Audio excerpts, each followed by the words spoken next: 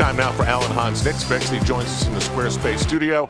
I'm Al Trautwig back on the Chase Bridge. So, Al, these two teams, Knicks and Pacers, recently made some pretty big deals. How'd they turn out? It turned out very well for both teams. Now, normally when you trade superstar players, you're looking to get back something in return that will advance the cause for you as you go through a rebuild or a build up. And that's exactly what the Pacers and Knicks got.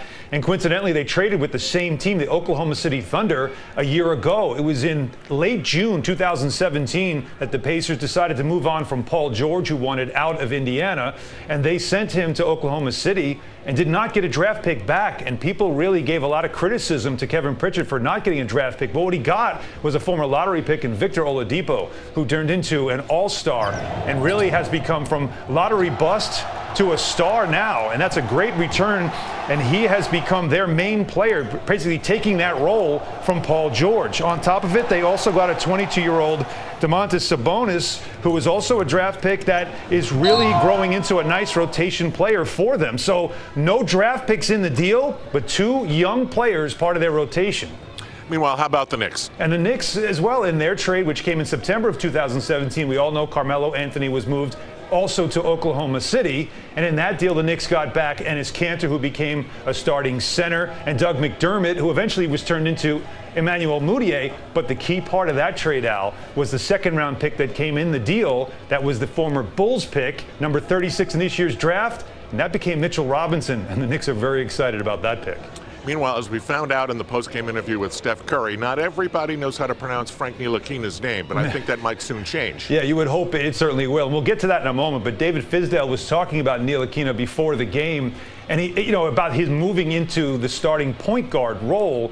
And he said it's really the evolution of him as a player. And in fact, Ntilikina and all the young players, he said, I want them to find out who they're going to be at the NBA level. I don't want to label them. I want them to decide what they are going to be.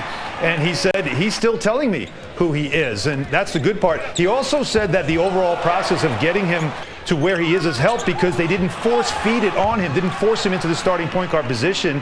He got to see how the team functions. He got to know his teammates. And now he's understanding how we want to play.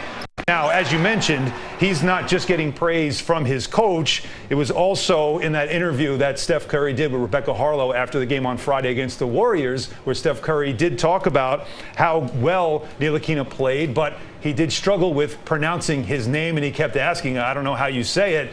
Well, Frank did see what Steph Curry had struggled with his name, and he said, I heard about it. It's an honor for me. I will continue to do great performances against him in the future to continue to deserve such praises and respect from one of my peers and teach him how to pronounce my name correctly. He said that to a French podcast that he talks to on a regular basis, so we appreciate them for providing that interview. But it is funny how people know how to pronounce Giannis Antetokounmpo. They'll eventually have to learn how to say Frank Ntilikina as well. Absolutely. Meanwhile, Al and Hahn makes predictions now that even he admits are way too early. Well, we're only 2 weeks into the NBA season, but what the heck? I mean, look at the standings right now. You're seeing teams that are normally bad that look good and teams that are normally good that look really bad. So what do we trust right now with what we're seeing? There's some overachievers that we're seeing right now. I know it's early, but let's just take a look at them. The Denver Nuggets at 5-1 just missed the playoffs last year, and they look terrific. Look at the Kings at 5-3, a very young team. The Grizzlies, another team last year, they barely got to 22 wins, 4-2, and the Pistons team as well. So who do we trust? You know what? I believe in the Nuggets, a very deep team and a very good team. Now, are they the second best team in the West? I don't think so, but they'll be a playoff team. And the Pistons, Blake Griffin is playing like a superstar. And oh, by the way, Dwayne Casey is proving once again that he is a great coach. Now, how about underachievers, Al? The Cavaliers, no surprise. Even though they've went to the NBA Finals, they only lost the best player in the world, and they just fired their coach. So 1-6, I'm not surprised. The Wizards, though? What's going on in Washington? That's Locker room. Yes, you're absolutely right. It's the angriest team I've ever seen. They don't get along well, and that could spell problems. The Rockets are 1-5 after 65 wins. Harden is injured. Carmelo is starting and not happy about coming off the bench. The Lakers are 2-5 with LeBron. Thunder at 2-4. So what do I trust there?